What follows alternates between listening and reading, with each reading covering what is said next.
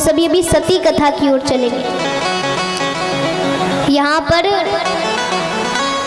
महादेव जी की एक आदत है, उन्हें जब भी समय मिलता है वो राम भक्ति में लीन हो जाते हैं। एक बार देवताओं की सभा लगी, देवी देवता राजा महाराजा आए थे।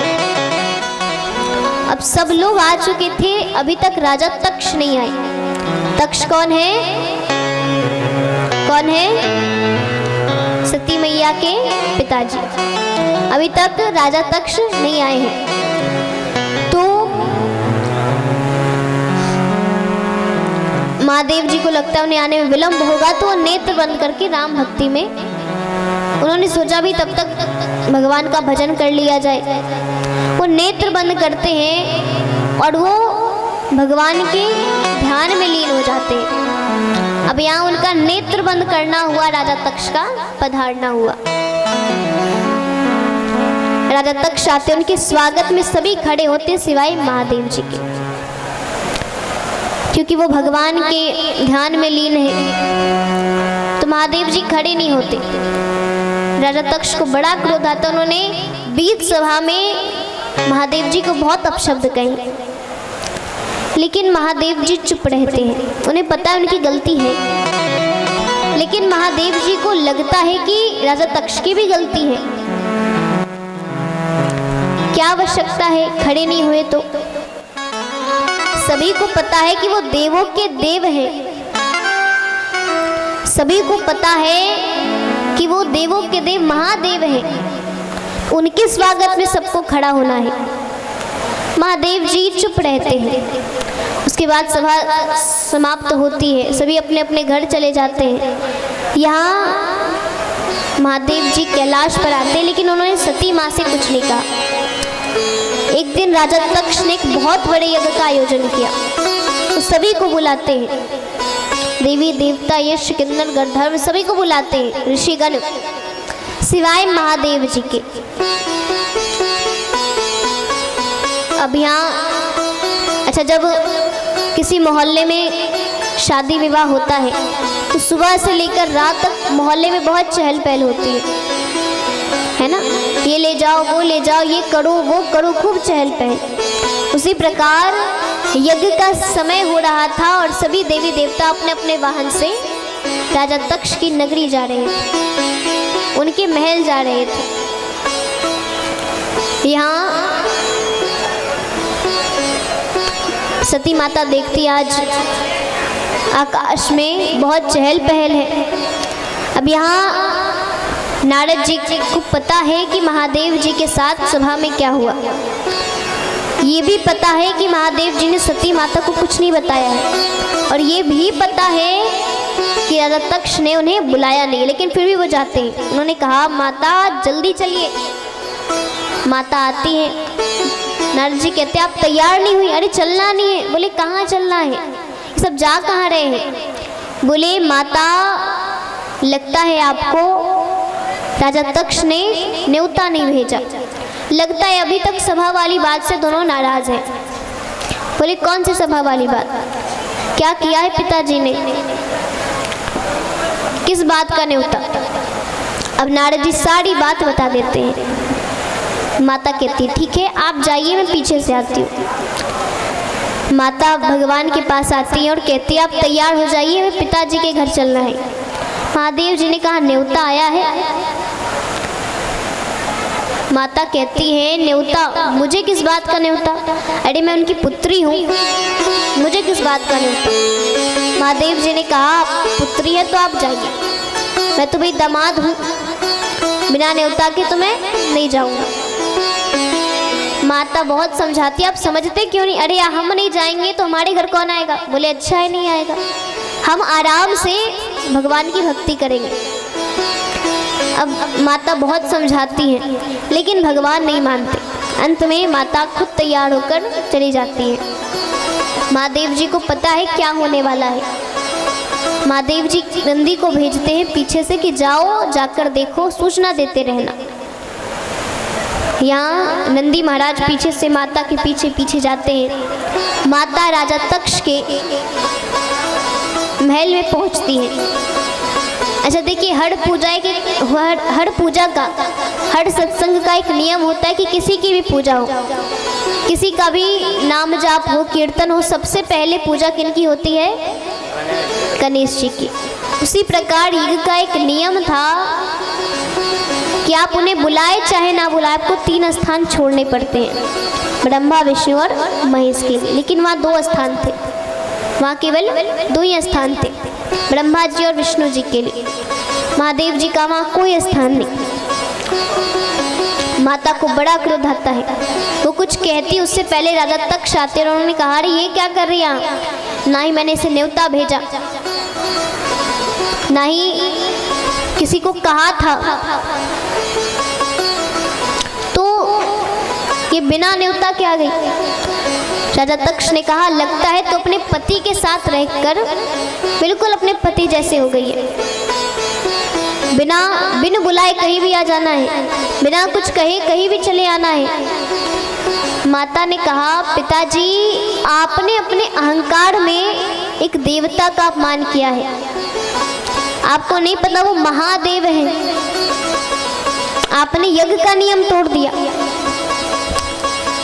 माता को बड़ा क्रोध आता है। माता ने कहा, मुझे दुख है कि आपने इस शरीर को पाला पोसा है, मैंने आपके घर जन्म लिया, इस बात का मुझे बहुत दुख है, और अगर आपने इस शरीर को पाला पोसा है तो मैं इस शरीर को रहने नहीं दूंगी।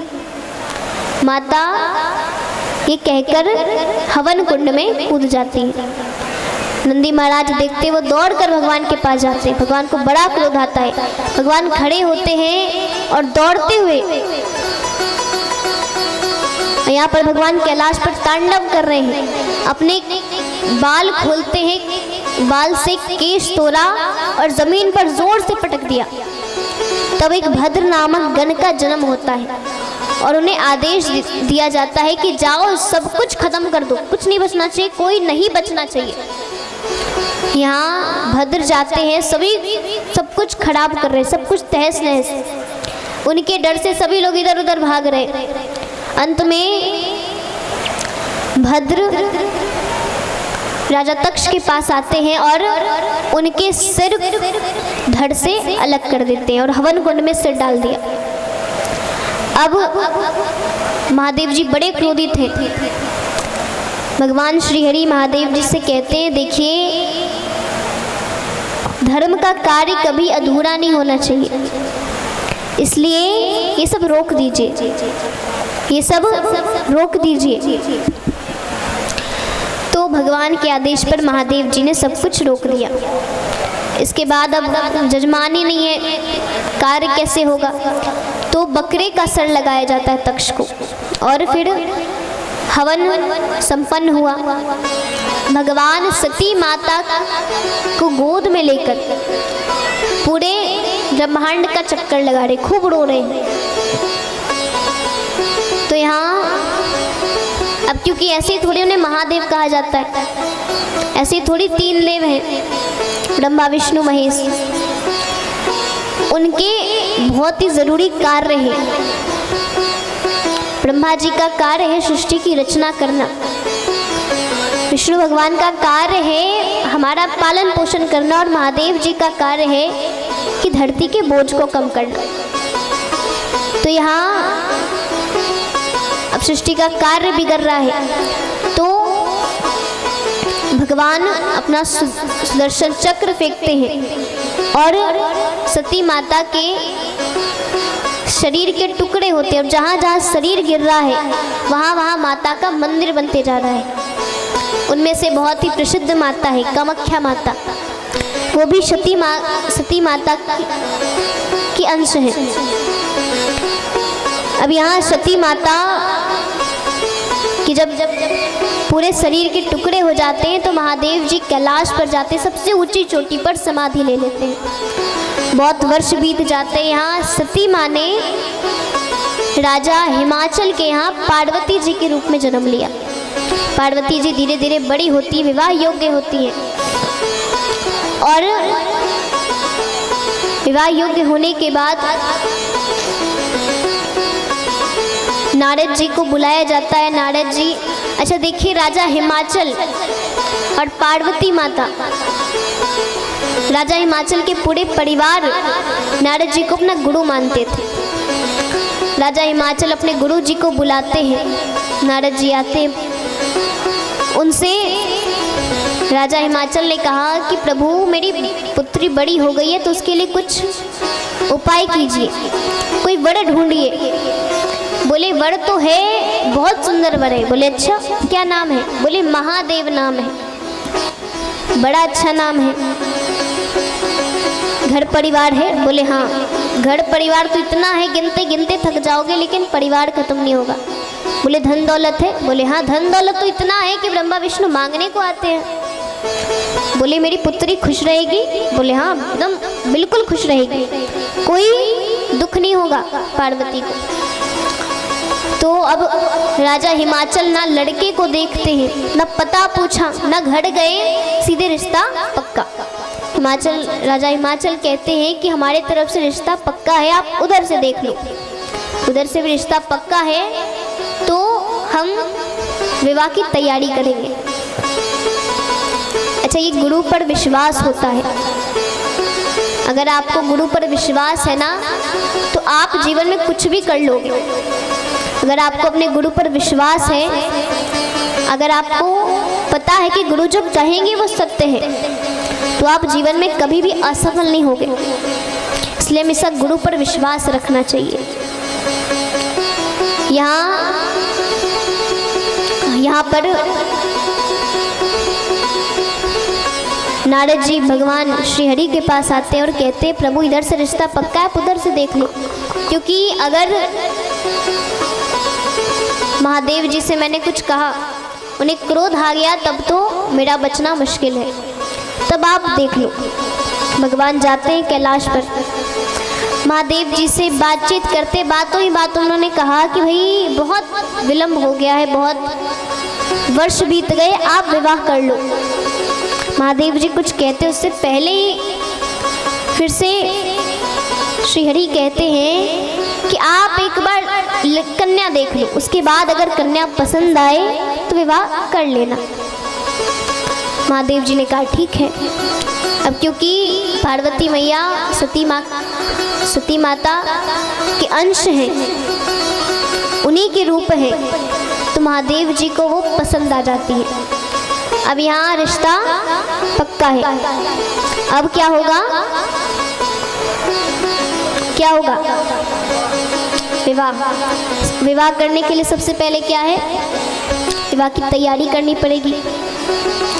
यहाँ राजा हिमाचल के यहाँ खूब तैयारियां हो रही है। यहाँ महादेव जी के घर कोई तैयारी नहीं, लेकिन उनके आस पड़ोस के लोगों के घर खूब तैयारियां। लोग अपने अपने कपड़े सजा रहे हैं, अपने अपने वाहन सजा रहे, भाई इस वाहन से जाऊंगा, नहीं इस वाहन से जाऊंगा, ये वस्त्र नहीं ये वस्त्र। और महादेव जी के यहाँ कोई तैयारी नहीं।